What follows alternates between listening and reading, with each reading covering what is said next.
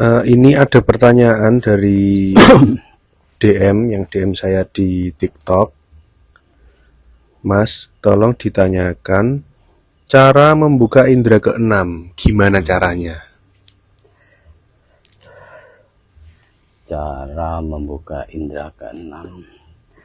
Ya gini ya Kang ya, kalau menurut saya pribadi dan pengalaman saya pribadi, kurasa yang namanya cara membuka indera keenam itu kan berbagai cara dan menurut keyakinan masing-masing kan di situ ya.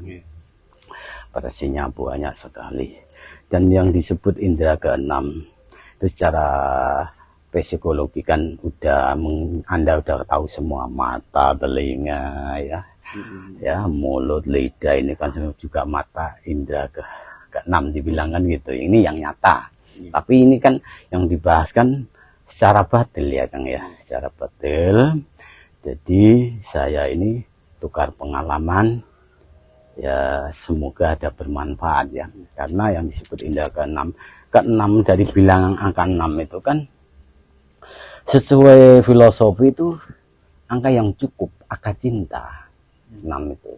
6 itu adalah angka cinta, dalam arti cinta itu cinta kepada Allah, kepada Tuhan kita, dan kita harus mencintai bikinannya Tuhan, gitu ya, alam semesta ini ya. Makanya orang Jawa selalu menyebut panca indera keenam. Gimana caranya ya? Kalau menurut saya pribadi, karena saya mempunyai wawasan dan itu pun saya pernah jalani juga. Yang penting pada intinya satu, harus yakin dan percaya dan tidak takut di situ ya. Emang di situ yakin dan percaya, tidak takut. Karena apa? Yang dibilang indera keenam itu bukan sembarangan Kang, kurasa. Punten sangat ya. Bukan sembarangan, benar. Itu pun banyak manusia bisa menjalani. Tapi belum tentu bisa diprediksi, harus bisa, belum, karena yang namanya membuka apa itu panca indera keenam itu kan kurasa orang-orang tertentu yang mempunyai hidayah atau petunjuk dari Allah Subhanahu wa taala. Bukan sembarang. Nah, makanya saya kasih tata cara ya. Tata satu secara Jawa ya. Saya ini memulai dulu dari awal dasar saya. Waktu itu saya harus menggugah sedulur papat. Tahu kan sedulur papat kan? Itu ada cara. Itu dulunya sampai sekarang pun saya jalani. Kita harus semati, dalam arti semati lepas ya. Semati lepas. Ini dasar ya Kang ya, dasar kita itu harus menggugah apa yang ada organ tubuh kita. Gini.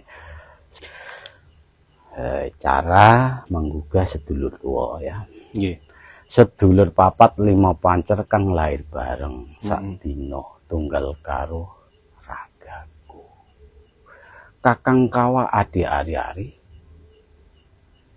pusat pancer dumunung ana ragaku. Sedulur papat 5 pancer kang lahir bebarengan jroning rasa sukma.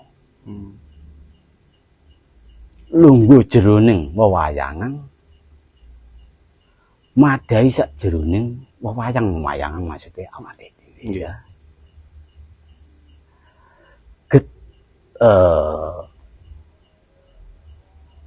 Apa sih? Sedulurku tuwa sorot abang jumbudule ing getiku jumbudula. Sedulurku sorot putih lungguh wonten ing napasku jumbudula.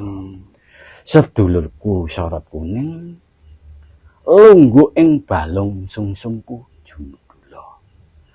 Sedulurku sorot ireng manggon wonten ing daging kulitku jumbudula. Dumunung ana aku. Nah, itu cara penggugahan, dan itu pun harus aktif.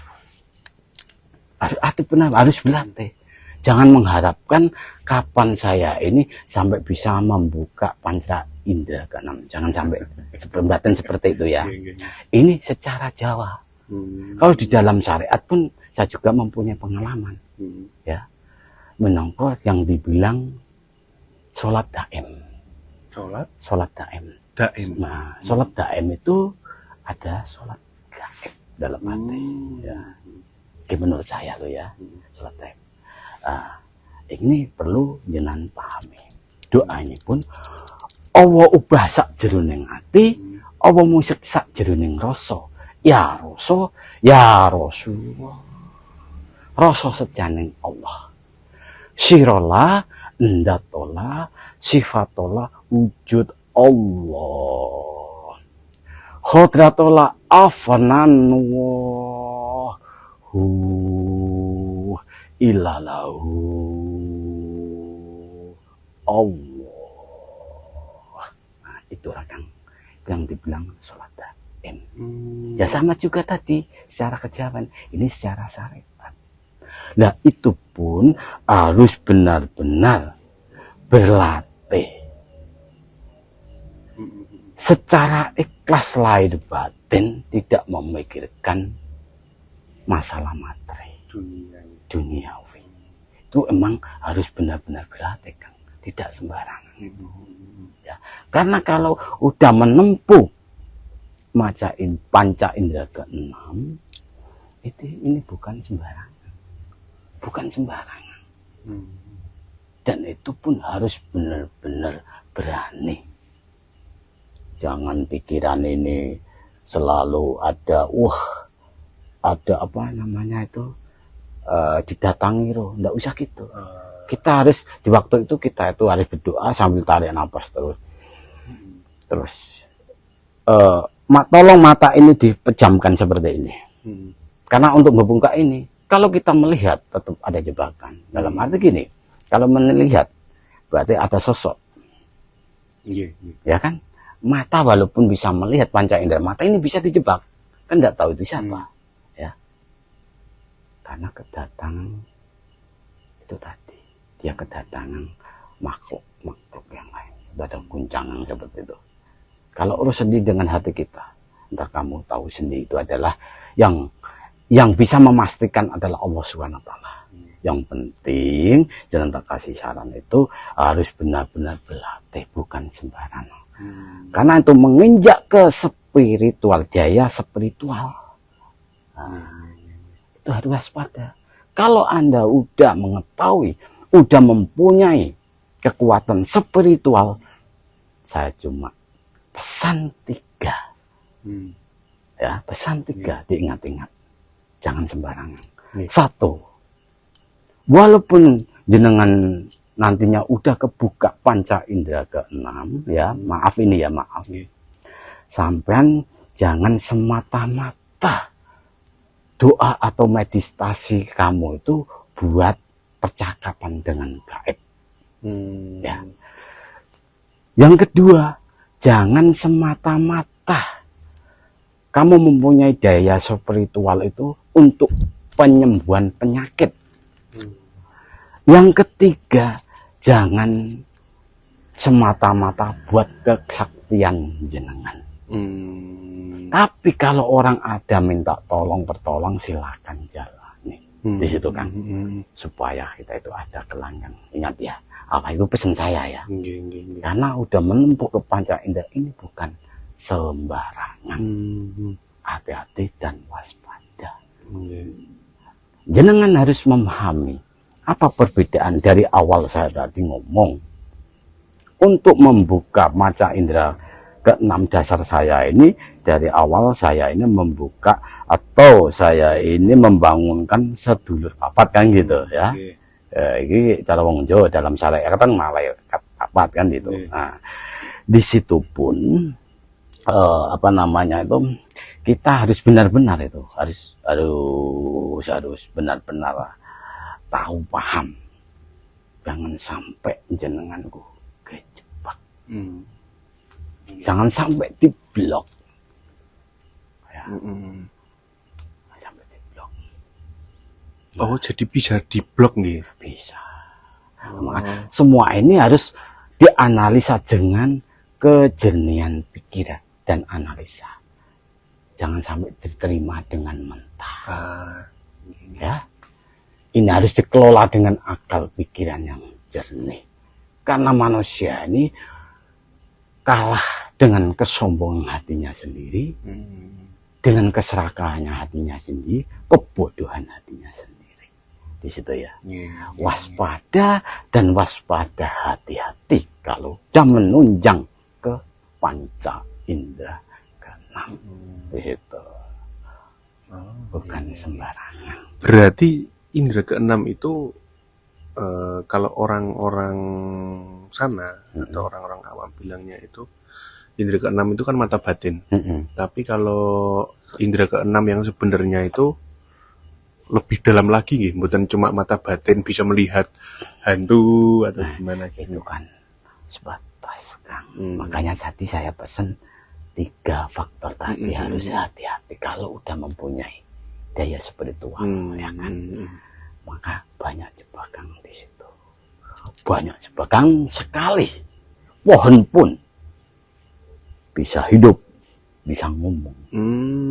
Ya. Makanya sekarang pun siapa kok berani, dalam arti berani meninggalkan tempat rame. Dalam arti maksud kan? Makanya orang yang disebut spiritual dalam arti dia itu harus mengalami tempat yang sepi. Ya, tual itu tujuan alam atau tujuan awal dimulai 0, mengosongkan diri, mewujudkan suatu manunggali Gusti. Makanya tidak sembarangan ini. Kalau itu tidak pertanyaan saya tidak mengungkap. Karena mungkin dari perasaan saya, karena ini udah saatnya Jawa adalah udah menuju kejayaan di situ. Karena maka saya ini nyun sewu, berani dalam arti berani bukan sombong ya. Kita itu kan karena tanya jawab ya di situ kan. Maka jangan sekedar jenengan tuh melihat itu kan, itu harus hati-hati benar. Tahu si A ini siapa. Ada makhluk halus, ada makhluk siluman, waspada dan waspada. Jenengan harus memahami sedulur papat dengan sedulur sejati. Ya, itu ada perbedaan. Harus tahu. Karena apa? Kalau sedulur papat yang dibilang tadi secara syariat malaikat itu kan mengayom itu suatu apa ya, perabot atau nafsu ya, yang dulu pernah saya sebut itu ada nafsu amarah, supia dan selanjutnya itu kan. Nah, itu termasuk nafsu. Nah, itu memang suatu kehidupan. Kalau itu salah satu kurang, tetap kita itu tidak normal. Nah, itu suatu yang dibilang sedulur papat di situ. Tapi kalau yang dibilang sedulur atau apa tadi, sedulur sejati. Nah, perbedaan antara sedulur sejati dan sedulur papat ya. Sedulur sejati itu maksudnya, sedulur sejati itu roh kudus yang dibilang dewa atau dewi. Itu yang dibilang juga guru sejati. Harus bisa membedakan ya Kang ya. Harus bisa membedakan. Karena orang lahir dari garwo ibunya, gua kan lahir udah penyaksian di situ, udah didorong yang namanya kakang mulai duluan, kakang kawan adi hari-hari untuk menyelimuti, untuk mengayomi hidup di dunia ini. Ya. Di situ. Berarti untuk membuka indera keenam kita itu pertama membuka atau mengaktifkan sedulur ya, papat kita. Terus untuk selanjutnya, kenapa cuma itu aja itu sudah cukup sebenarnya? Ya itu tadi. Yang penting jenengku yakin dan percaya dengan ketulusan, memberanikan diri, mengosongkan. Oh, nggih. Itu cukup. Tadi kan yang Jawa ada, Mm-mm. secara syariat ada. Cukup nanti yang membuka itu Gusti Allah Dewi, Tuhan kita sendiri. Semua faktor ini di sini, ya. Faktor, wah, misalnya jenengan meditasi dalam hati, kita udah semedi. Gini, ini kan jujur semua raga ya, penundung-penundung, wah, rasa takut. Nah, ketakutan jenengan ini kebawa arus alam. Siapa yang datang? Makanya susah itu, tidak sembarang ngambil. Khawatir, takut Nah, siapa ya nanti wujudnya seperti apa betul. ya gitu ya. Nah, aku udah bikin apa suatu apa ya namanya energi lain itu. Kayaknya alam ini mempunyai berbagai energi, waspada. Jadi jebakan itu berawal dari keraguan-raguan kita itu nggih. Betul. Makanya dibilang semedi. Kon suwung sak temen. Plek sedekep mandeng ing pucuk ing grono. Wis manunggal marang Gusti. Itu lho. Nggih. Siap.